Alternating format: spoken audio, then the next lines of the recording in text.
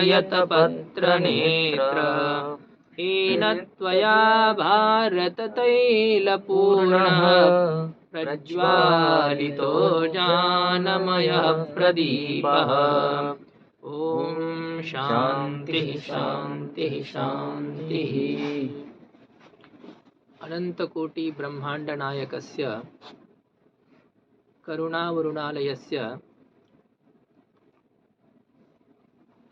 वात्सल्यमूर्तेः भगवतः श्रीकृष्णस्य मुखकमलात् निःसृता या श्रीमद्भगवद्गीता, तस्याः गीतायाः अद्य प्राकट्यदिनं वर्तते। गीतां श्रुत्वा एव भगवतः वात्सल्यस्य अनुमानं भवति। भक्तानाम् उपरि भगवान् कियत् स्नेहं करोति इति एतत् ज्ञातं भवति। कीदृशः सः प्रसङ्गः, युद्धस्य प्रसङ्गः। तस्मिन् प्रसङ्गे एकस्य ध्वनिः अपरः न श्रोतुं शक्नोति। सन्निकटः भूत्वापि एतावान् कोलाहलः तत्र। यदि द्वारं वयं न पिदध्मः चेत् गङ्गायाः ध्वन्या अपि वयं पाठं पाठयितुं समर्थाः न भवामः। तत्र तु युद्धस्य प्रसङ्गः आसीत्। किं तत्र गजानां ध्वनिः, अश्वानां ध्वनिः, ये तत्र उपस्थिताः सिंहतुल्याः शूराः, तेषां ध्वनिः, शङ्खध्वनिः इति एतावत् शब्दसमूहे भगवान् अर्जुनं प्रति कथं गीतायाः उपदेशं कृतवान् स्यात् इति अस्माकं मनसि शङ्का जायते। कथं भवति तत्र? एतदेव भगवतः भक्तवात्सल्यम् इत्यनेन सूचितं भवति। युद्धस्य आरम्भे सर्वान् दृष्ट्वा अर्जुनः मोहग्रस्तः अभवत्। पूर्वं तु निश्चयं कृतवान् अहं युद्धं करिष्यामि, अतः हे अच्युत मम रथः उभयोः सेनयोः मध्ये स्थापय। ऋषिकेशं तदा वाक्यमिदमाह महीपते। हे महीपते, संजयः अनुवादं करोति, हे धृतराष्ट्र महाराज, हे राजन्, कुन्तीपुत्र अर्जुनः स्वसारथीभूतं भगवन्तं पश्यतु। एतत् अहं पूर्वमपि एतत् उक्तवान्। वात्सल्यमूर्तेः भगवतः अनेन दर्शनं भवति। गीताशास्त्रं साक्षात् भगवतः वात्सल्यस्वरूपम् इत्येव मन्तव्यम्। एकं तु भगवान् अर्जुनस्य सारथ्यं करोति, अपरं तादृशे विषमे प्रसङ्गे अर्जुनं प्रति एतावत् दिव्यम् उपदेशं यच्छति। अनेन सूचितं भवति कियान् स्नेहः भगवतः अर्जुनस्य उपरि। यथा मातुः स्वबालकानाम् उपरि स्नेहः वर्तते, प्रेम वर्तते, ततोपि अधिकं भगवतः प्रेम अनेन प्रकटीभवति। अर्जुनः सूचितवान्, मम रथम् उभयोः सेनयोः मध्ये स्थापय अच्युत। किं प्रयोजनं?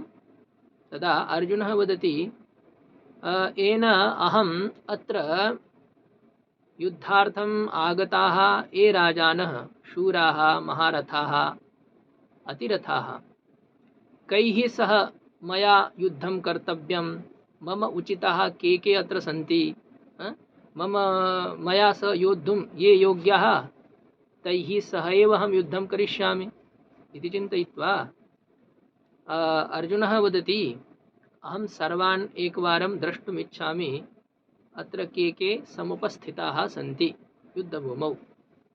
भगवान् अर्जुनस्य रथम् अर्जुनस्य आज्ञानुसारेण उभयोः सेनयोः मध्ये स्थापयति।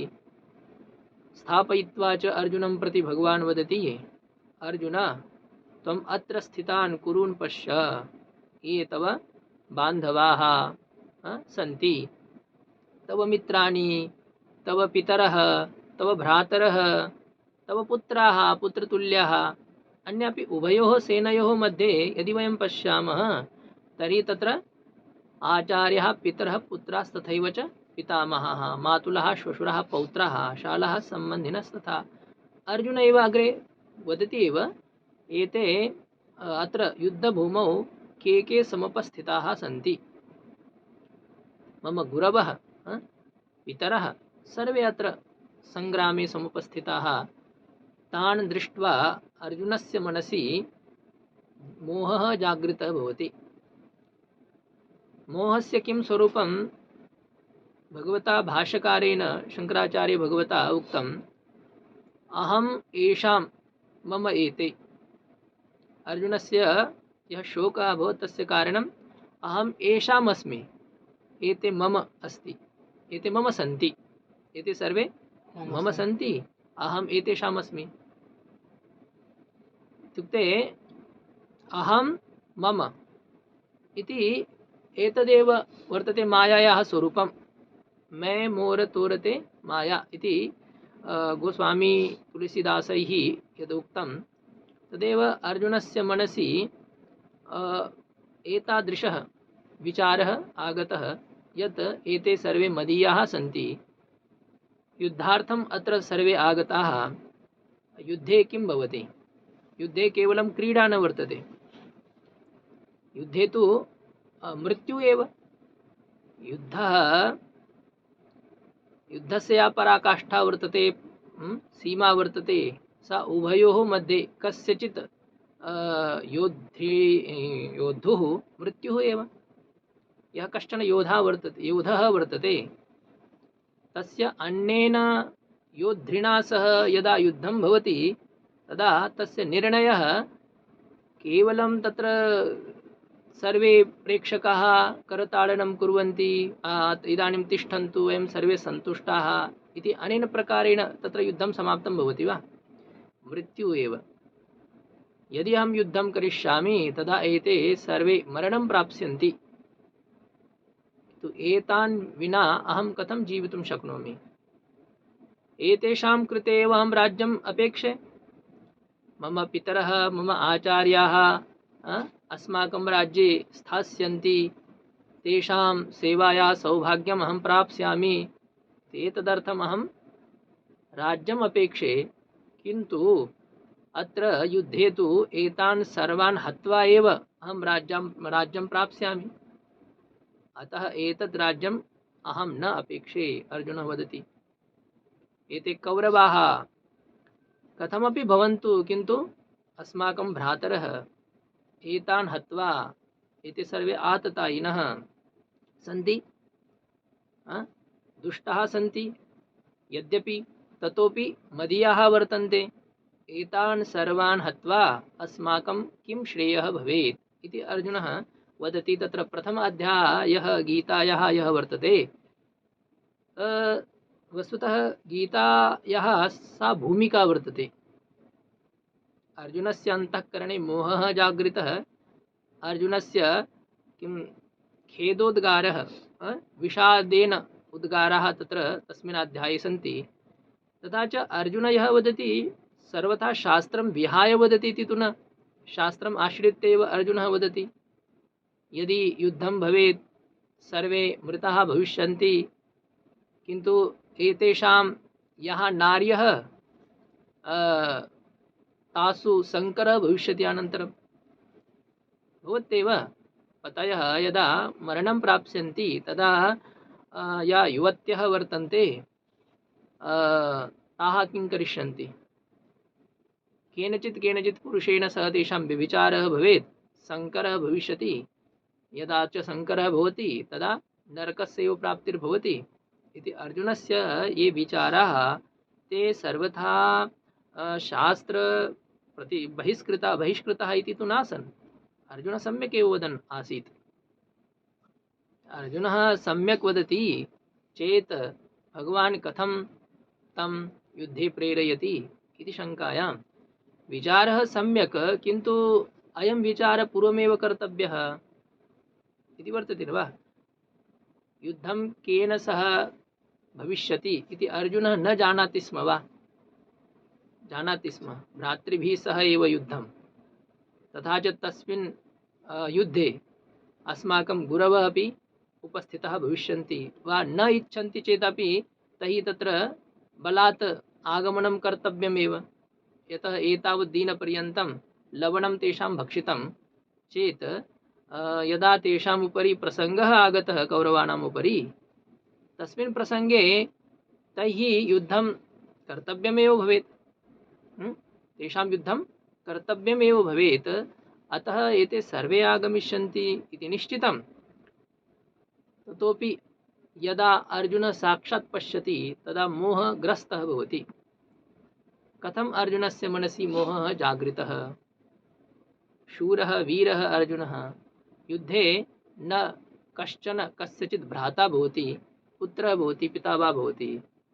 युद्धे यः प्रतिपक्षे वर्तते सः तु केवलं शत्रुः एव भवति। तत्र तथैव युद्धं कर्तव्यं भवति। अर्जुनः किं न जानाति स्म वा? सर्वम् अर्जुनः जानाति। ततोपि अर्जुनस्य अन्तःकरणे यः मोहः जागृतः, वस्तुदृष्ट्या महापुरुषाः विचारयन्ति अर्जुनस्य अन्तःकरणे मोहः न उत्पन्नः अपि तु भगवता उत्पादितः। यदि अर्जुनस्य अन्तःकरणे मोहः न जागृतः स्यात् चेत् एतद्यद् अमृतं वर्तते, पार्थो वत्सः सुधीर्भोक्ता, दुग्धं गीतामृतं महत्, सर्वासाम् उपनिषदां सारभूतं यद् अमृतं तद् अमृतपानाय कश्चन योग्य अधिकारी अपेक्षितः आसीत्। अर्जुनं विहाय कः तादृश अधिकारी भवेत्? एतद् विचार्य भगवता एव अर्जुनस्य अन्तःकरणे मोहः उत्पादितः इति। अस्माकं कृते वर्तते एतत् सर्वं।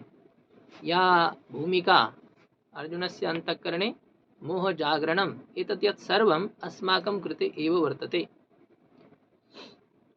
अर्जुनेन सर्वं स्वपक्षं स्थापयित्वा अर्जुनः रथस्य पृष्ठभागे उपविष्टः वदति मम स्थितिः कीदृशी वर्तते, अहं स्थातुमपि न शक्नोमि, मम हस्तात् गाण्डीवम् अधः पतत् अस्ति, गाण्डीवं स्रंसते हस्तात्, त्वक्चैव परिदह्यते इति एतदेतत् सर्वम् अर्जुनः उक्तवान्। भगवान् पूर्वं तु अधिकं न उक्तवान्, केवलम् अर्जुनं प्रति पृष्टवान्, हे अर्जुन कुतस्त्वा कश्मलमिदं विषमे समुपस्थितं। हे अर्जुन, विषम प्रसंगे युद्धभूमौ तव अन्तःकरणे एतादृशं क्लैब्यं नपुंसकत्वं कुतः आगतम्?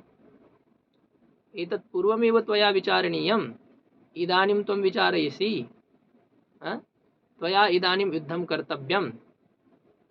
अर्जुनं प्रति भगवान् उच्चैः उक्तवान्, आक्रोशेन उक्तवान्, मूर्खः असि किं? पूर्वं त्वया विचारणीयम्। अर्जुनः भगवान् च उभयोः मित्रता आसीत्, सख्यम् आसीत्। अतः भगवान् अपि अर्जुनं प्रति तथैव ताडयति स्म। ताडनम् इत्युक्ते किं वर्तते? भर्त्सनां करोति स्म।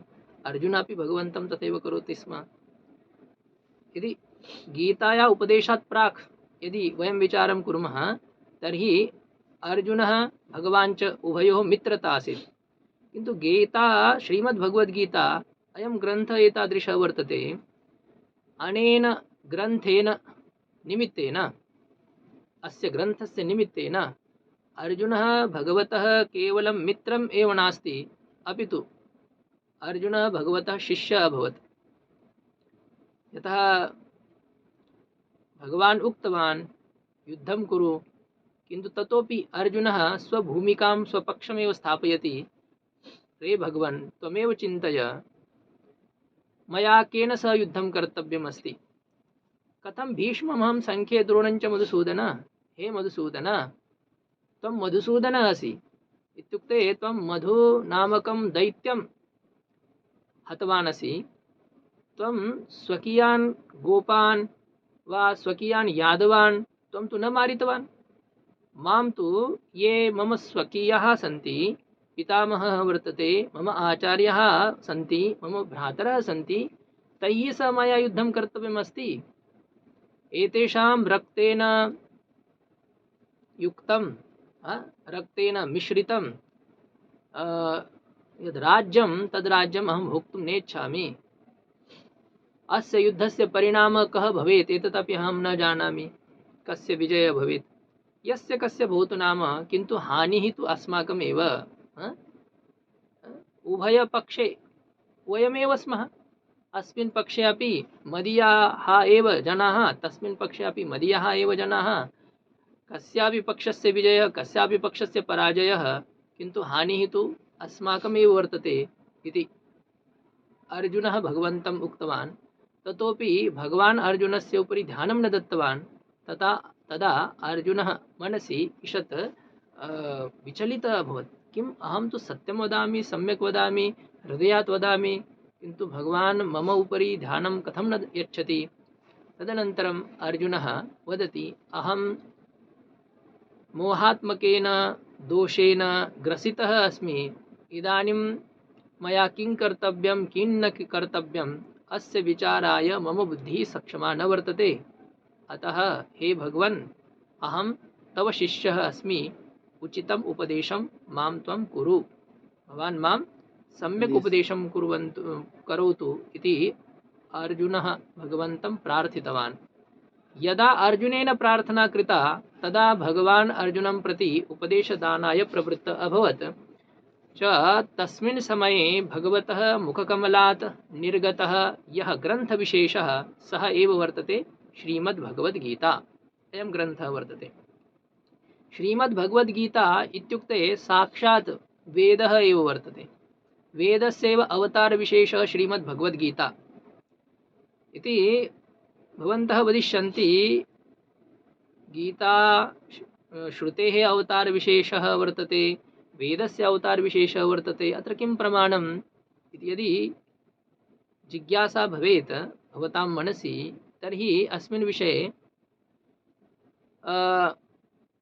कैवल्यसाम्राज्यचक्रवर्तिनः श्री ज्ञानेश्वरमहाराजाः, येषां ज्ञानेश्वरी नामिका टीका वर्तते, तैः लिखितं यद्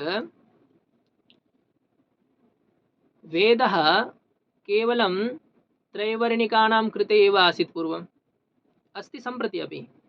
ये ब्राह्मणाः, क्षत्रियाः, वैश्यावः सन्ति, तथा च येषां यज्ञोपवीतं संस्कार अभवत्, ते एव वेदं पठितुं सक्षमाः सन्ति। अन्येषां वेदपठनस्य अधिकारः न वर्तते। स्त्री शूद्र द्विजबन्धूनां श्रुतिः कर्णगोचरा न भवति, इत्युक्ते एते श्रोतुं सक्षमाः न सन्ति। तत्र कार्पण्यं वर्तते श्रुतौ। भगवत्प्रणीतः वेदः, भगवत्प्रणीता गीता, किन्तु वेदे कृपणता वर्तते। वेदपठनस्य अधिकारः सर्वेषां न वर्तते।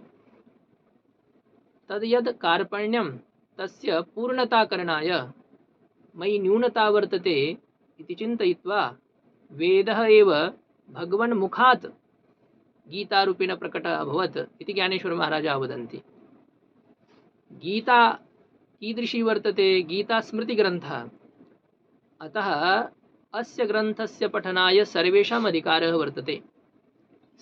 स्त्रियः भवन्तु वा द्विजबन्धवः भवन्तु, इत्युक्ते ये संस्कारहीनाः ब्राह्मणादयः भवन्तु, शूद्राः भवन्तु, सर्वे गीतां पठितुं योग्याः पात्राः सन्ति। इत्युक्ते गीतायाम् औदार्यं वर्तते। गीताग्रन्थः उदारः वर्तते। वेदस्य श्रीमद्भगवद्गीतायाः च यदि वयं तुलनां कुर्मः, समानताम् अपि यदि पश्यामः, तर्हि समानता तु एषा वर्तते। वेदः त्रिकाण्डात्मकः वर्तते। ज्ञानकाण्डः, उपासनाकाण्डः, कर्मकाण्डः इति 1,00,000 ये मन्त्राः वेदे सन्ति। 80,000,000 मन्त्राः कर्मकाण्डस्य सन्ति। 16,000,000 मन्त्राः उपासनाकाण्डस्य सन्ति। 4,000,000 मन्त्राः ज्ञानकाण्डस्य सन्ति।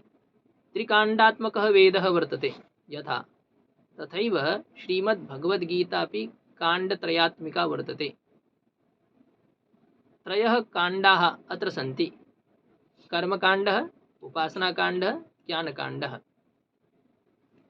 तत्र कथं विभाजनं कर्तव्यं, गीतायां कुत्र ज्ञानकाण्डं, गीतायां कुत्र उपासनाकाण्डं, गीतायां कुत्र ज्ञानकाण्डम् इति विचारे सति षट् अध्यायानाम् अत्र केचन विचारकाः वदन्ति यत् आदौ ये 6 अध्यायाः सन्ति तत्र कर्मकाण्डं वर्तते, 12 अध्यायपर्यन्तम् उपासनाकाण्डं वर्तते, अग्रे ज्ञानकाण्डम् इति अनेन प्रकारेण विभाजनं कुर्वन्ति। काण्डत्रयात्मकः वेदः वर्तते, काण्डत्रयात्मिका गीता अपि वर्तते। वेदः श्रीभगवतः मुखकमलात् निःसृतः, हयग्रीवभगवतः, भागवते यथा उक्तं हयग्रीवभगवतः येषां मुखं तु अश्वस्य अधः शरीरं मनुष्यस्य, तादृशः भगवतः यः अवतारविशेषः, हयग्रीव अवतारविशेषः, तस्य भगवतः निःश्वसितः अयं वेदः इति, इत्युक्ते तेषां श्वासेन अस्य वेदस्य प्रादुर्भावः अभवत्।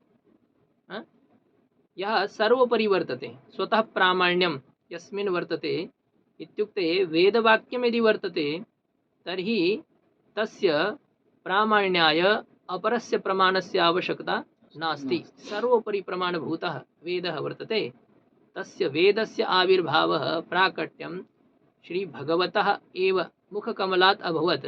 किन्तु तस्मिन् समये भगवान् योगनिद्रायां शयानः आसीत्।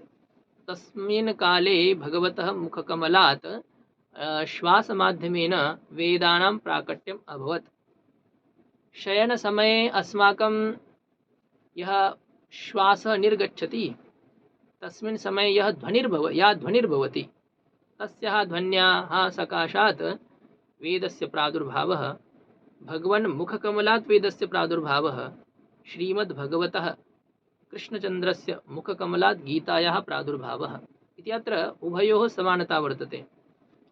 किन्तु गीतायां वेदस्य अपेक्षया अपि यदि वयं श्रेष्ठत्वस्य विचारं कुर्मः, वस्तुदृष्ट्या वेदस्य प्रामाण्यं सर्वोपरि इत्येतत् स्थापयित्वा अहम् एतदर्थं वदनस्मि, अद्य गीतायाः प्राकट्यदिनं, गीतायाः उपरि यदि वयं वक्तुं किमपि इच्छामः चेत् अन्यस्य कस्यचित् निन्दनं तत् निन्दार्थं न वर्तते, न्यूनतार्थं न वर्तते, अपि तु श्रीमद्भगवद्गीतायाः प्रशंसार्थम् इति अत्र बोद्धव्यम्। अतः वेदस्य अपेक्षया अपि गीतायाः माहात्म्यम् अधिकं वर्तते। किमर्थं माहात्म्यम् इति यदि वयं विचारं कुर्मः चेत् बहवः अत्र बिन्दवः सन्ति।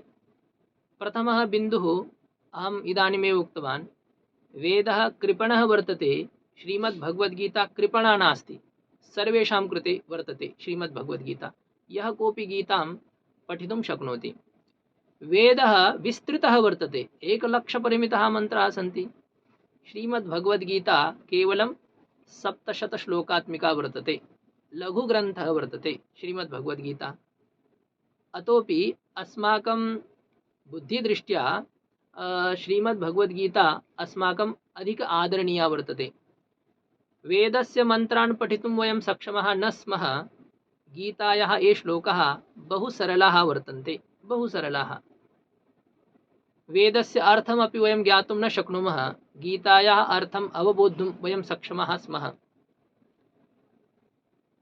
वेदः भगवतः निःश्वासात् उत्पन्नः, श्रीमद्भगवद्गीता भगवतः मुखकमलात् निर्गता वर्तते। इत्युक्ते वेदस्य प्रादुर्भावः निद्रावस्थायां, गीतायाः प्रादुर्भावः जागृत अवस्थायां प्रादुर्भावः वर्तते। वेदस्य कृते कश्चन विशिष्ट अधिकारी नासीत्, यम् आश्रित्य भगवान् वेदस्य प्राकट्यं कृतवान्। कम् उपलक्षीकृत्य वेदम् उत्पादितवान् भगवान्? न वेदस्य प्राकट्यं विशिष्ट, तत्र कोऽपि अधिकारी न निर्णीतः। यथा कुत्रचित् निर्वाचनं भवति, वोटिंग भवति, तत्र कश्चन पक्षः ईदृशः वर्तते, सः स्वस्य नेतारं न उद्घोषयति। अस्मिन् प्रान्ते यदि अस्माकं विजयः भविष्यति तर्हि वयम् एतं मुख्यमन्त्रिणं करिष्यामः इति ते न उद्घोषयन्ति, यथा भवन्ति न वा, वयं दृष्टवन्तः। तथैव वेदस्य प्राकट्यसमये भगवान् निश्चयेन न उद्घोषितवान् अस्य विशिष्ट अधिकारी कः वर्तते इति।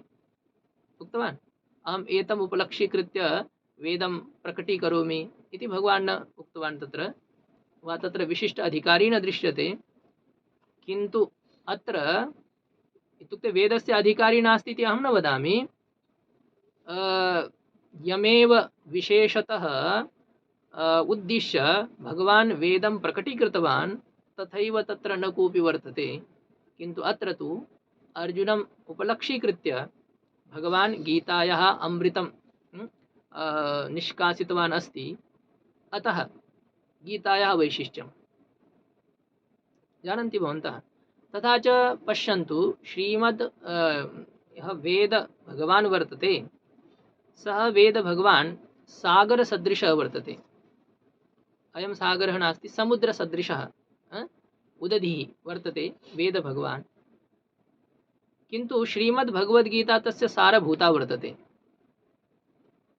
वृक्षे एव फलानि आगच्छन्ति, किन्तु फले यः स्वादः वर्तते सः वृक्षस्य अन्य अवयवेषु वर्तते वा न। वृक्षस्य सारभूतः वर्तते फलं। भागवतम् उद्दिश्य यथा उक्तं निगमकल्पतरोर्गलितं फलं, वेदस्य पक्वफलं वर्तते भागवतं, वेदस्य फलभूता वर्तते श्रीमद्भगवद्गीता, उपनिषदां सारभूता वर्तते इयं सर्वोपनिषदः गावः। गोमाता या वर्तते तस्याः सकाशात् दुग्धं वयं प्राप्नुमः, किन्तु दुग्धे यः स्वादः सः गोमातुः शरीरे वर्तते वा स्वादः। पश्यन्तु, गोमाता एव वेदः, दुग्धम् एव गीता। तर्हि विशेषता कुत्र वर्तते? दुग्धे वा गोमातरि वा? दुग्धम् अस्माकं कृते तु पेयं दुग्धं भवति, न गोमाता। हाँ, एतदपि नास्ति, गोमातुः किमपि महत्त्वं नास्ति इति तु न अत्र चिन्तनीयं। यदि दुग्धस्य उपरि एव ध्यानं तर्हि गोमात्रीन् वयं हन्मः इति तु न, गोमातुः आवश्यकता नास्ति इति न वक्तव्यम् अत्र। किन्तु सारभूतं वर्तते दुग्धं, सारासारस्वरूपिणी वर्तते गोमाता। वृक्षः यथा वर्तते सर्वः तस्य सारभूतं भवति फलं, दुग्धं यथा वर्तते तस्य सारभूतं भवति नवनीतं। तथैव सर्वेषां शास्त्राणाम् उपनिषदां सारभूतः अयं श्रीमद्भगवद्गीता ग्रन्थः वर्तते। अतः अयं वेदापेक्षयापि श्रेष्ठः वर्तते इति वक्तुं वयं शक्नुमः। इति बहुप्रकारेण वयं गीतायाः विचारं यदि कुर्मः तर्हि बहुश्रेष्ठः ग्रन्थः अस्माभिः प्राप्तः, लघुग्रन्थः। एका शङ्कापि अत्र उत्पन्ना भवत्येव। भागवते उक्तं नारदमहर्षिणा बहुवारं गीतापाठः कृतः, ततोपि ज्ञानवैराग्ययोः या ग्लानिः स न निर्गता। तदनन्तरं केवलं भागवतस्य माहात्म्यश्रवणेन एव ज्ञानवैराग्यौ युवानौ जातौ। महिषी अपि बहु सन्तुष्टा जाता। अतः गीता अपेक्षया भागवतग्रन्थः श्रेष्ठः, गीता तु निकृष्टः इति अत्र शङ्का जायते। तत्र तस्मिन् काले भवति इति अत्र शङ्का सर्वेषाम् अन्तःकरणे उद्भवेत् एव। किन्तु श्रीमद्भगवद्गीतायाः तत्र न्यूनता प्रदर्श्यते इति न चिन्तनीयम्। श्रीमद्भगवद्गीता निकृष्टः ग्रन्थः इति न वक्तव्यं। तत्र भक्तिशास्त्रस्य प्रादुर्भावः कर्तव्यम् आसीत् भागवतग्रन्थस्य। अतः तत्र गीतायाः विषये तथैव कथनं कृतम्। अन्यथा श्रीमद्भगवद्गीता अपि सर्वथा परिपूर्णः ग्रन्थः वर्तते। श्रीमद्भगवद्गीतायाः पठनस्य वार्ता तु दूरमेव स्थापयतु, केवलं गीता गीता गीता इति अपि कोऽपि वदति चेत् सः संसारात् पारं गच्छति इति आचार्याणां पदानि सन्ति। एकं पदं वर्तते, संत एकनाथ महाराजानां गीता गीता गीता वाच्ये जे मनति नाहि पुनरावृत्ति तया नरा। इत्युक्ते यः केवलं गीता गीता गीता इति मुखेन वदति तस्य पुनर्जन्म न भवति इति संत एकनाथ महाराजाः वदन्ति। गीताग्रन्थस्य महिमानं यदि वयं वक्तुं न सक्षमा भवामः चेत् केवलं गीता गीता इत्येव वक्तव्यम्। अन्यथा वयं यदि श्रवणं कुर्मः ततोपि अस्माकं तदेव फलं लभते यत् फलं पठनेन भवति। श्रवणेन किं पठनेन यत् फलं तदेव फलं गीतायाः श्रवणेन अपि भवति इत्यत्र प्रमाणं किम् इति चिन्ता किम् आशङ्कायां सत्यां गीतायाः अन्तिमे किं तत्र भगवान् एव उक्तवान् अध्येष्यते च ये श्रद्धावानन सूयश्च शृणुयादपि यो नरः सोऽपि मुक्तः शुभान् लोकान् प्राप्नुयात् पुण्यकर्मणाम् इति अर्जुनं प्रति भगवान् उक्तवान्। अध्येष्यते च श्रद्धावानन सूयश्च, यः श्रद्धालुः असूया दोषरहितः अन्येषां दोष गुणेषु दोष दृष्टिर्न करोति यः सः केवलं गीतायाः श्रवणमपि करिष्यति ततोपि सः उत्कृष्टां गतिं प्राप्स्यति पुण्यवतां लोकान् गमिष्यति इति अत्र उक्तमस्ति। इत्युक्ते गीतायाः बहु महिमा वर्तते। अस्माकं धर्मग्रन्थस्य यत् पदं प्राप्तं तद् गीताशास्त्रेण प्राप्तं। पश्यन्तु, ग्रन्थेषु न्यूनाधिक्यम् अस्माभिः न कर्तव्यमस्ति। गीताग्रन्थः, भागवतग्रन्थः, रामायणग्रन्थः अस्माकं किं तत्र एते सर्वे हृदयसमानाः सन्ति अस्माकं हिन्दुधर्मीयाणां। किन्तु धर्मशास्त्रस्य यत् पदं विशिष्टं पदं केन ग्रन्थेन प्राप्तं? गीता, श्रीमद्भगवद्गीता अस्माकं धर्मशास्त्रं वर्तते इति सर्वे वदन्ति न वा? भागवतम् अस्ति एव विशिष्टं, रामायणम् अस्ति एव विशिष्टं, श्रीमद्भगवद्गीता अपि विशिष्टा, किन्तु तत्र अध्यक्षपदं विशिष्टं पदं यदि केनचित् प्राप्तं ग्रन्थेन तद् प्राप्तमस्ति श्रीमद्भगवद्गीता ग्रन्थेन। अस्माकं धर्मशास्त्रम् इदं वर्तते, सर्वेषां शास्त्राणां मूलभूतम् इदं वर्तते। अतः गीतायाः बह्वी महिमा वर्तते। गीतायाः उपदेशः भगवान् कृतवान् अर्जुनं प्रति युद्धसमये, किन्तु गीतायाः लेखनं वेदव्यासेन भगवता कृतमस्ति। यद्वयं श्लोकरूपेण गीतां पश्यामः तत्तु वेदव्यासेन लिखिता वर्तते। अत्र यथा वयं श्लोकस्य प्रारम्भे उच्चारणं कृतवन्तः, भगवता नारायणेन स्वयं भगवता नारायणेन पार्थाय प्रतिबोधितां, पार्थाय अर्जुनस्य कृते या उपदिष्टा वर्तते, अर्जुनम् उपलक्षीकृत्य या उपदेशिता, तादृशी या गीता वर्तते तां गीताम् अहम् अनुसन्धधामि, तस्याः गीतायाः अहं स्मरणं करोमि इति आचार्याः वदन्ति। तत्र केन लिखिता इयं गीता? उक्तं व्यासेन लिखिता इयं वर्तते। कुत्र लिखिता? मध्ये महाभारतं, महाभारतस्य मध्ये महाभारतं, पारे मध्ये षष्ठ्या वा इति अनेन सूत्रेण अत्र किं भवति? पारे मध्ये अनयोः शब्दयोः षष्ठन्तेन सह समासः भवति। मध्ये महाभारतम् इत्युक्ते महाभारतस्य मध्ये भीष्मपर्वणि तत्र अयं गीतायाः उपदेशः भगवान् अर्जुनं प्रति कृतवान् अस्ति। महाभारतस्य हृदयस्वरूपिणी इयं गीता। महाभारतस्य किं सर्वेषां हृदयस्वरूपिणी इयं गीता वर्तते। श्रीमद्भगवद्गीता ग्रन्थः नास्ति, श्रीमद्भगवद्गीता ग्रन्थः नास्ति, अपितु श्रीमद्भगवद्गीता साक्षात् भगवतः श्रीविग्रहः वर्तते, वाङ्मयी मूर्तिः वर्तते। भगवतः शब्दात्मकं स्वरूपम् इदं। यदि वयं भगवन्तं द्रष्टुं न सक्षमः, वयं भगवन्तं न दृष्टवन्तः, ततोपि ग्लानिः न अनुभवनीया। वयं सम्प्रति श्रीमद्भगवद्गीतायाः दर्शनं कुर्मः, अतः साक्षात् भगवतः एव दर्शनमिदं मन्तव्यम्। अनेन रूपेण भगवान् श्रीकृष्ण एव अस्माकं समक्षं वर्तते इति आचार्याः वदन्ति। ज्ञानेश्वर महाराजैः अपि उक्तं वाङ्मयी मूर्ति शब्दात्मिका मूर्तिः गीता वर्तते भगवतः। महाभारतस्य मध्ये इति कथनेन महाभारतस्य हृदयस्वरूपम् अस्माकं शरीरे हृदयं विशिष्टं स्थानं वर्तते। भगवतः निवासः अपि अत्रैव भवति न वा? ईश्वरः सर्वभूतेषु हृद्देशेऽर्जुन तिष्ठति। भगवान् वदति हृदयं यद् महत्त्वपूर्णं स्थानं महाभारतस्य हृदयम् एव वर्तते। श्रीमद्भगवद्गीता वेदव्यासेन लिखिता इयं श्रीमद्भगवद्गीता अद्वैत अमृतस्य वर्षामिदं एषा करोति। श्रीमद्भगवद्गीता विशिष्टः ग्रन्थः अनेन कारणेन अपि वर्तते यद् एतं ग्रन्थं प्रति ये यया दृष्ट्या पश्यन्ति ते स्वस्वसिद्धान्तम् अत्र प्राप्नुवन्ति।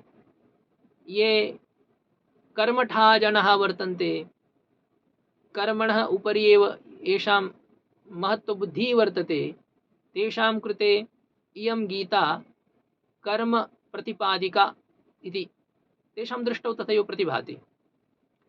तिलकवर्याः यथा गीतारहस्यम् इति व्याख्यानं गीतायाः कृतवन्तः, सर्वा गीता कर्मणः उपरि वर्तते इति ते उक्तवन्तः।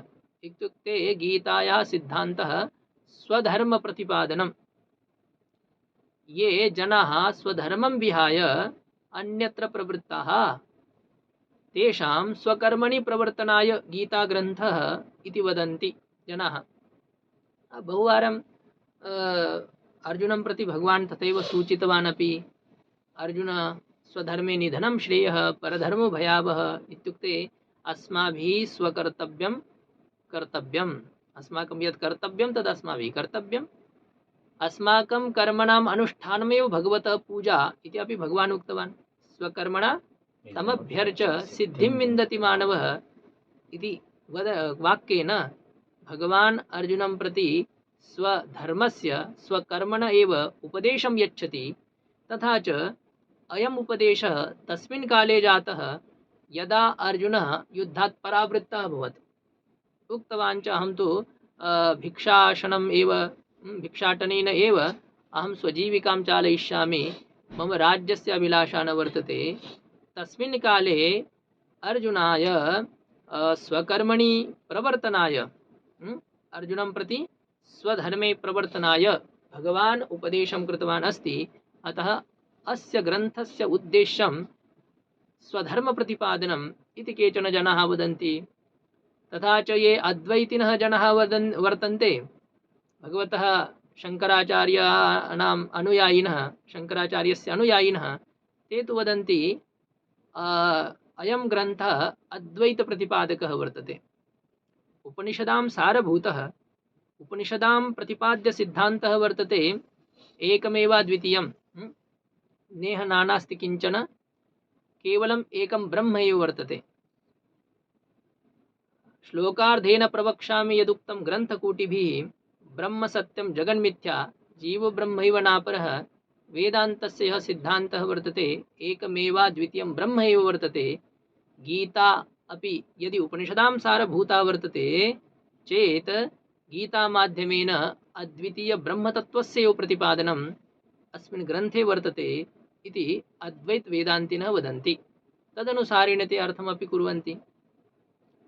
अतः एव अत्र लिखितम् अद्वैतामृतवर्षिणीम्।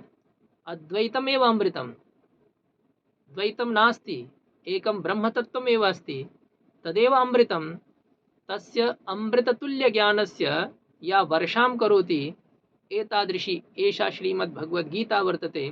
अद्वैतीनां दृष्ट्या अयं ग्रन्थः ज्ञानग्रन्थः, इदं ज्ञानशास्त्रम् इति तेषां दृष्टिः तादृशी वर्तते। तथा च यदि वयं भक्तानां दृष्ट्या विचारयामः, ये किं वैष्णवाः सन्ति तेषां दृष्ट्या अयं ग्रन्थः भक्तिग्रन्थः।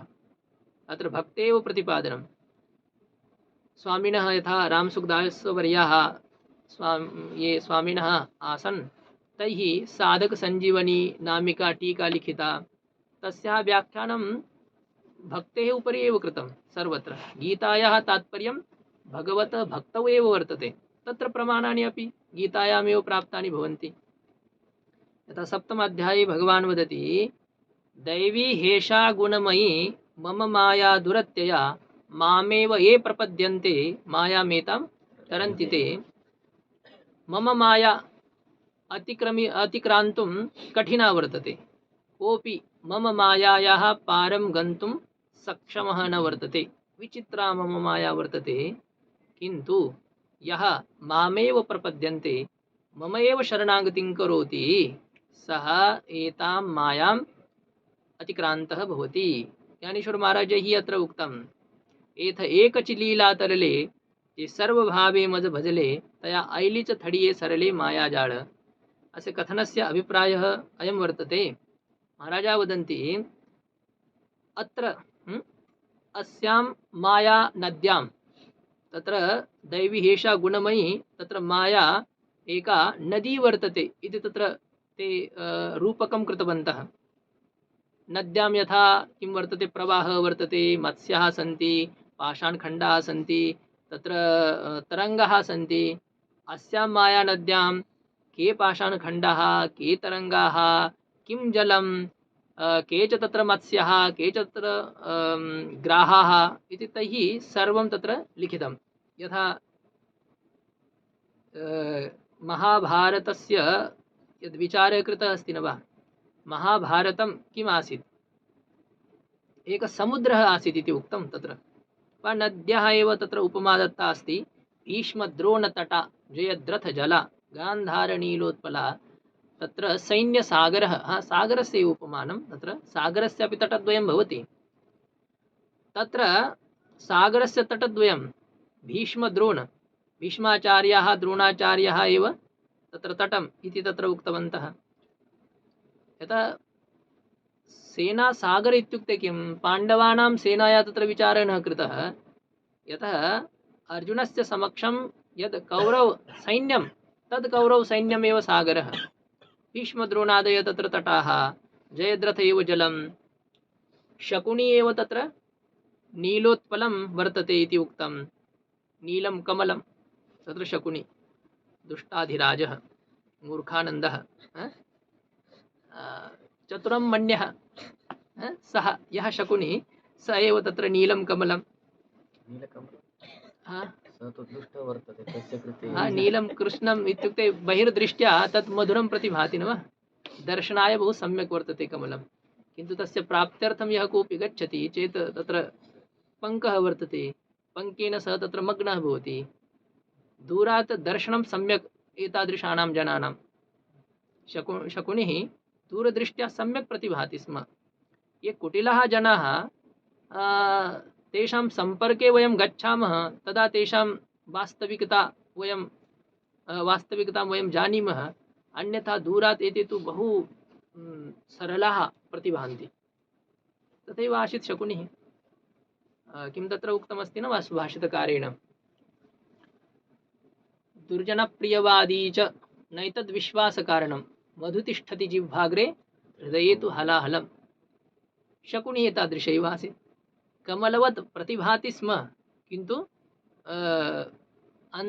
वयं यदि सन्निकटं गच्छामः चेत् बहु दुष्टः आसीत्, पङ्कयुक्तः आसीत्।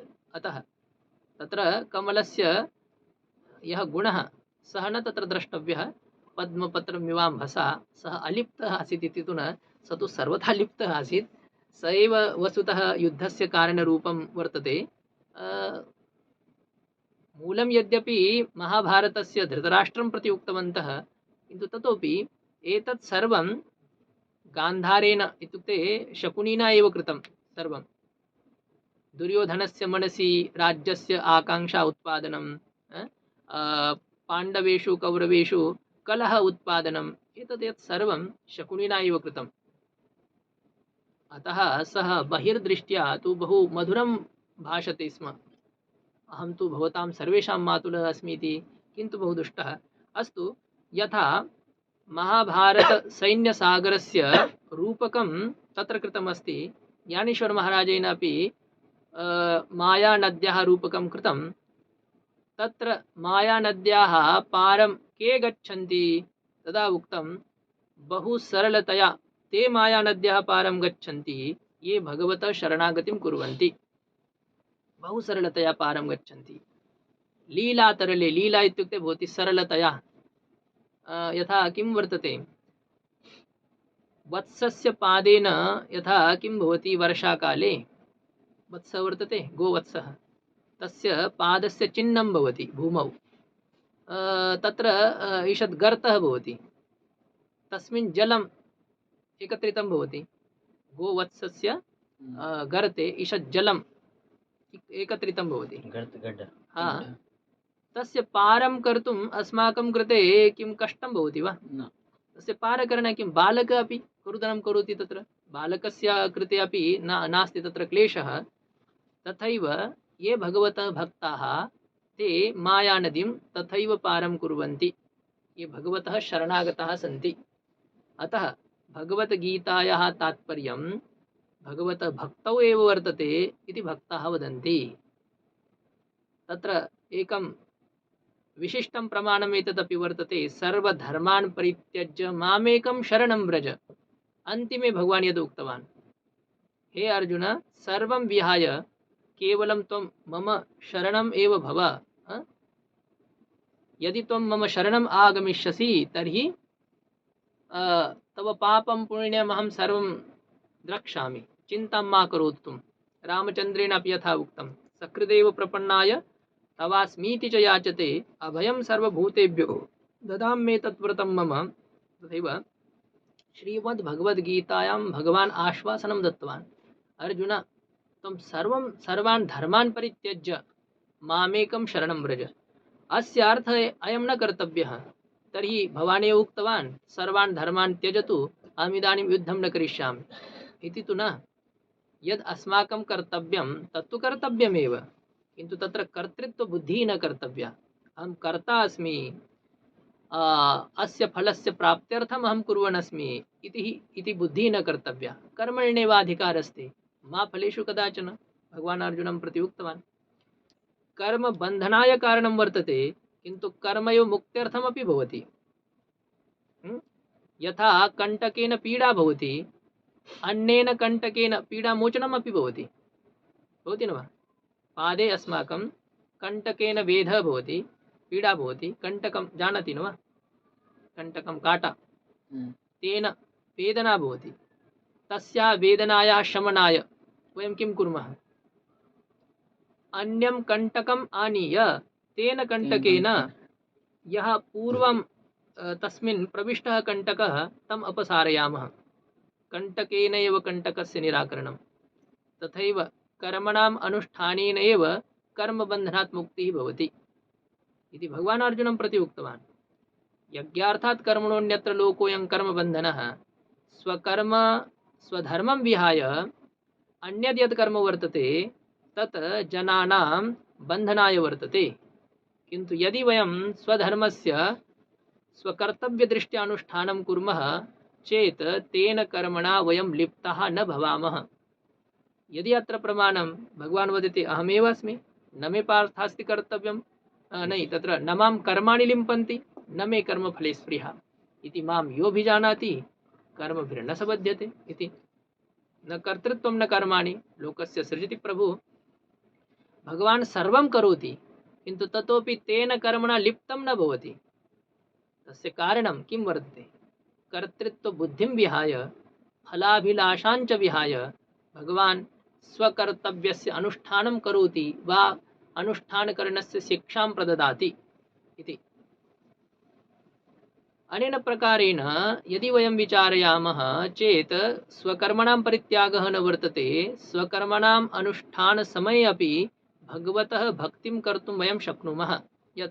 यत् करोषि यदश्नासि यज्जुहोषि ददासि यत् तपस्यसि कौन्तेय तत् कुरुष्व मदर्पणम्। भगवान् अर्जुनं प्रति वदति, अर्जुन त्वं यत् करोषि तदेव कुरु, तव यत् कर्तव्यं, किन्तु तत् कर्तव्यं मां समर्पयतु। यदि भगवत् समर्पणं वयं कुर्मः, श्रीकृष्णार्पणमस्तु इति वयं यदि वदामः चेत् तेन कर्मणा वयं लिप्ताः न भवामः। तस्य कर्मणः सम्बन्धः अस्माभिः सह न भवति। अनेन प्रकारेण भगवान् वदति, अर्जुन त्वं सर्वान् धर्मान् परित्यज्य मामेकं शरणं व्रज, केवलं ममेव त्वं शरणं गच्छ। पूर्वं त्वम् उक्तवान् पापमेवाप्स्यसि, अहं पापमेव प्राप्स्यामि, मम पापम् एव भवेत्, एतान् सर्वान् हत्वा तस्य चिन्तां त्वं मा कुरु। मा किं तत्र वर्तते, मामेव शरणं व्रज, अहं त्वा सर्वपापेभ्यो मोक्षयिष्यामि, मा शुचः इति भगवता अर्जुनं प्रति आश्वासनं दत्तम्। एतत् वचनं दृष्ट्वा अत्र निर्णयः भवति, गीताशास्त्रस्य उद्देश्यं लक्ष्यं शरणागतिः एव वर्तते, भक्तिः एव वर्तते। अनेन प्रकारेण वैष्णवाः वदन्ति गीताशास्त्रस्य लक्ष्यं भक्तिः वर्तते, ज्ञानिनः वदन्ति गीताशास्त्रस्य लक्ष्यं ज्ञानं ब्रह्मविद्या वर्तते, विद्याशास्त्रमिदम्। अतः एव ते अपि वदन्ति, किं लिखितम् अत्र, सर्वेषाम् अध्यायानाम् अन्ते या पुष्पिका वर्तते तस्यां किं लिखितम्, श्रीमद्भगवद्गीतासूपनिषत्सु ब्रह्मविद्यायां, ब्रह्मविद्या इति तत्र लिखितम्। इत्युक्ते इयं ब्रह्मविद्या वर्तते, आत्मविद्या वर्तते, ज्ञानस्वरूपिणी वर्तते। ज्ञानिनः अनया दृष्ट्या पश्यन्ति गीतां। कर्मिणः अर्जुनं प्रति भगवान् प्रेरयति स्वधर्मानुष्ठाने, अतः एतत् कर्मशास्त्रम् इति वदन्ति। अस्तु, अत्र विवादः किं तत्र वर्तते, सर्वे गीतां दृष्ट्वा भिन्नेन भिन्नेन प्रकारेण वदन्ति। अत्र ते सर्वे भ्रान्ता इति न मन्तव्यम्। एतद् गीतायाः गांभीर्यं वर्तते, गभीरता गीतायाः वर्तते। यद् ये जनाः यद् अत्र प्राप्तुम् इच्छन्ति तत् सर्वम् अत्र प्राप्तं भवति इति एतादृशविशिष्टः ग्रन्थः वर्तते। पूर्वम् उक्तवान् एव, अत्र एतत् कर्मशास्त्रमपि अस्ति, एतदपि सम्यक्, एतत् ज्ञानशास्त्रम् अस्ति, एतदपि सम्यक्, एतत् भक्तिशास्त्रमस्ति, एतदपि सम्यक्। यतः एतत् सर्वेषां शास्त्राणां सारभूतं। तर्हि किं सर्वाणि शास्त्राणि अत्र अन्तर्भूतानि सन्ति एव। अतः यद्यद् वयं प्राप्तुम् इच्छामः तत् सर्वं गीतामाध्यमेन प्राप्तं भवति। अतः गीताग्रन्थः बहु विशिष्टग्रन्थः वर्तते। अष्टादश अध्यायानाम् अत्र समूहः वर्तते। 18 अध्यायवती इयं गीता वर्तते। अस्माकं शास्त्रे काश्चन मातरः सन्ति। एवं मातॄणाम् उपमानं यच्छामः केषाञ्चित् पदार्थानां, यथा किं तत्र वर्तते, गायत्री माता, श्रुतिमाता इति प्रथमं माता वर्तते। तदनन्तरं वर्तते गंगा माता, मातरं वयं वदामः। तथा च गोमाता, गोमाता अपि वर्तते एका। तदनन्तरं किं वर्तते, अस्माकं जन्मदात्री या माता वर्तते सापि माता भवति। तदनन्तरं देवी माता इति, यस्याः सकाशात् इदं जगत् उत्पन्नं भवति। मम योनिर्महद्ब्रह्म तस्मिन् गर्भं दधाम्यहं, सम्भवः सर्वभूतानां ततो भवति भारत। भगवतः शक्तिस्वरूपिणी या वर्तते सा देवी माता, सापि एका माता। भारत माता या पृथ्वी माता इति। तथा च तत्रैव एका एषापि माता वर्तते, गीता माता, श्रीमद्भगवद् गीता माता।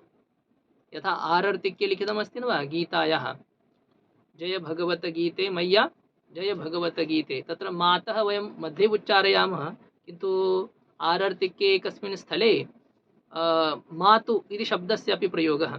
दया सुधा बरसावनी मातु कृपा कीजै, मातृ हृदयिनी इयं गीता वर्तते।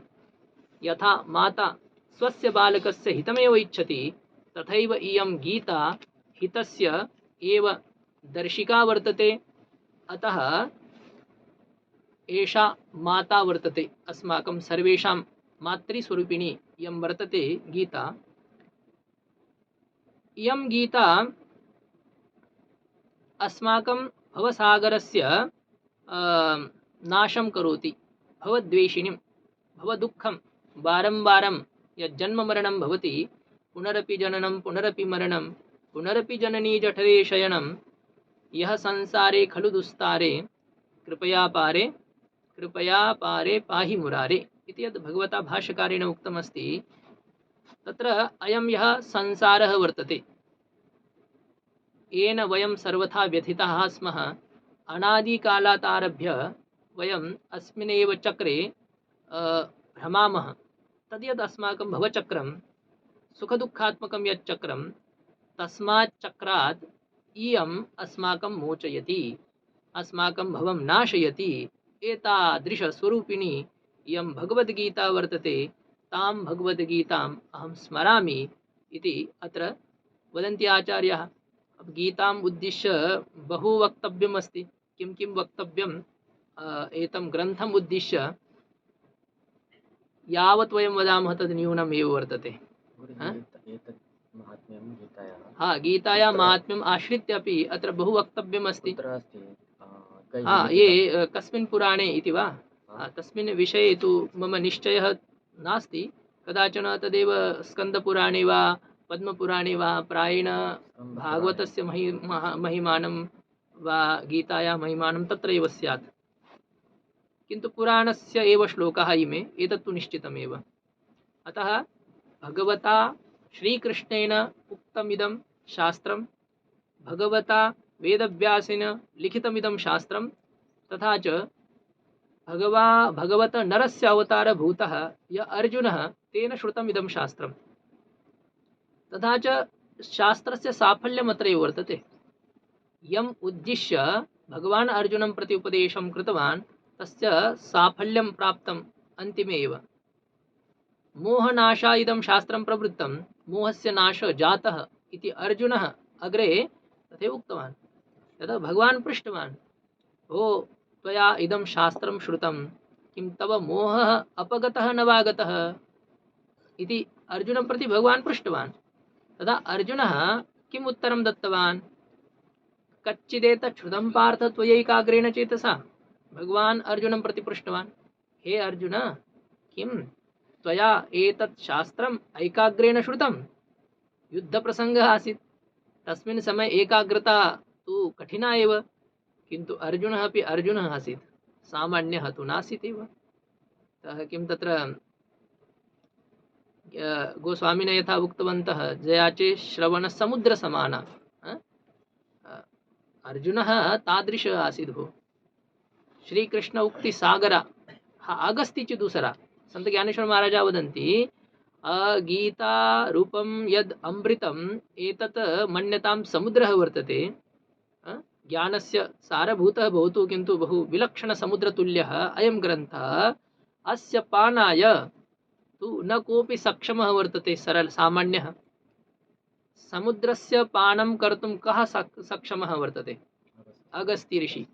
अगस्त्य ऋषि समुद्रं पीतवान्। तथैव एतं गीतारूपं यत् गीतात्मकः यः समुद्रः, तस्य पानं कर्तुम् अयम् अर्जुनः अपरः अगस्त्य ऋषिः वर्तते इति ज्ञानेश्वर महाराजा उक्तवन्तः।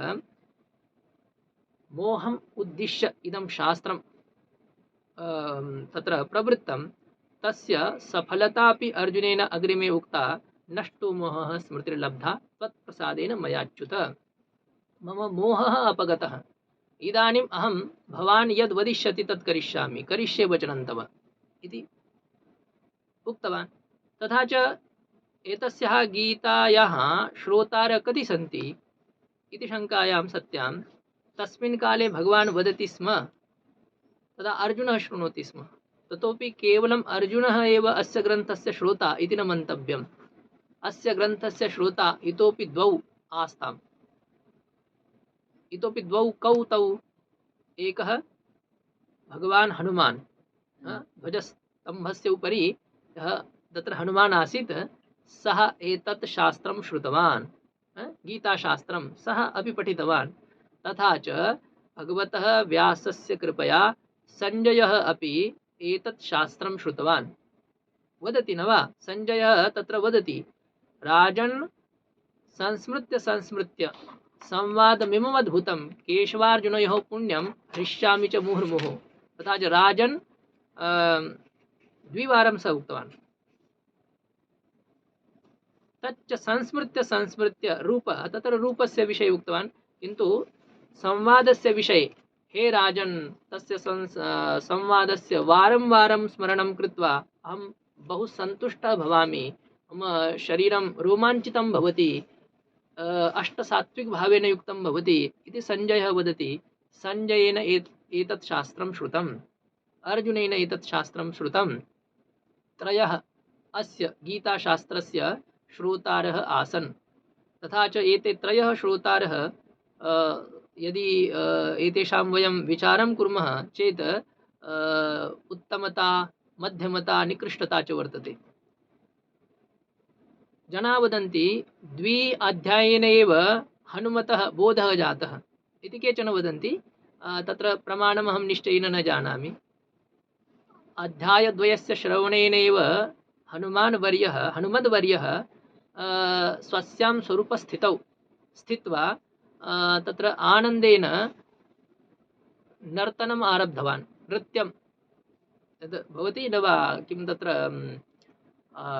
आनन्दावाप्ति अवस्था वर्तते, तस्याम् अवस्थायां क्वचित् हसति क्वचित् रुदति इति एषा या स्थितिः, सा स्थितिः केवलम् अध्यायद्वयेन हनुमतः जाता, 5 अध्यायेन सञ्जयस्य जाता, अर्जुनस्य कृते 18 अध्यायाः जाताः। इत्युक्ते अर्जुनः निकृष्ट अधिकारी इति अपि न मन्तव्यम्।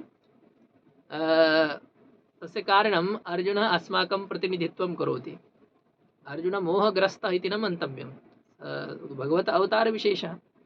किन्तु यदि अर्जुनः अध्यायद्वये अथवा अध्याय 5 एव यदि सन्तुष्टः स्यात् चेत् अस्माकं कृते एतत् सम्पूर्णं शास्त्रं न प्राप्तं स्यात्। अतः अर्जुनः अस्माकं प्रतिनिधित्वं कृत्वा एतत् महत् शास्त्रं, महत् इत्युक्ते किं, तत्र 18 अध्यायात्मकं शास्त्रम् अर्जुनः पठितवान्। इदानीम् अस्माकं कृते एतत् महत् शास्त्रं भवति, बहु होराद्वयात्मकः समयः अपेक्षितः भवति, बहु लम्बायमानः ग्रन्थः इति। किन्तु तस्मिन् काले बहूनि विस्तृतानि शास्त्राणि आसन्।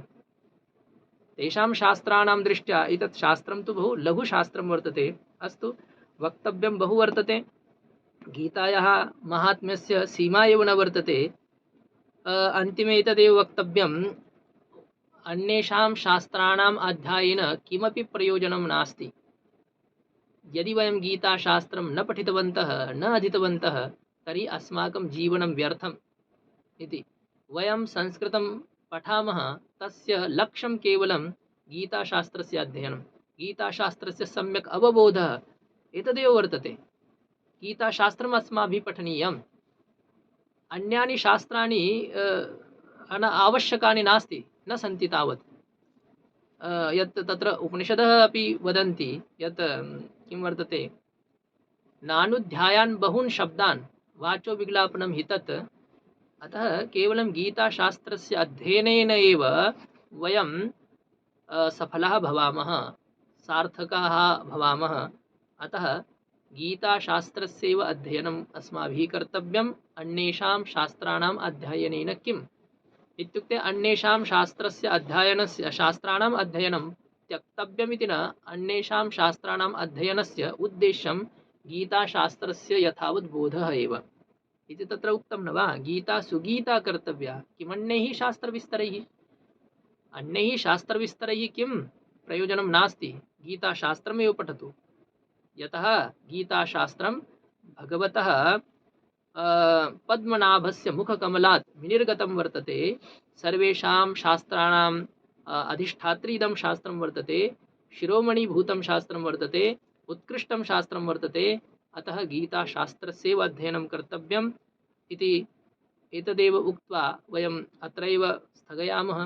गीताशास्त्रम् अस्माकं धर्मग्रन्थात्मकम्, अतः सर्वे अस्य अध्ययनं कुर्युः इति वयं भगवतः एव चरणे प्रार्थनां कृत्वा अत्रैव तिष्ठामः। ॐ पूर्णमदः पूर्णमिदं पूर्णात् पूर्णमुदच्यते पूर्णस्य पूर्णमादाय पूर्णमेवावशिष्यते। ॐ शान्तिः शान्तिः शान्तिः।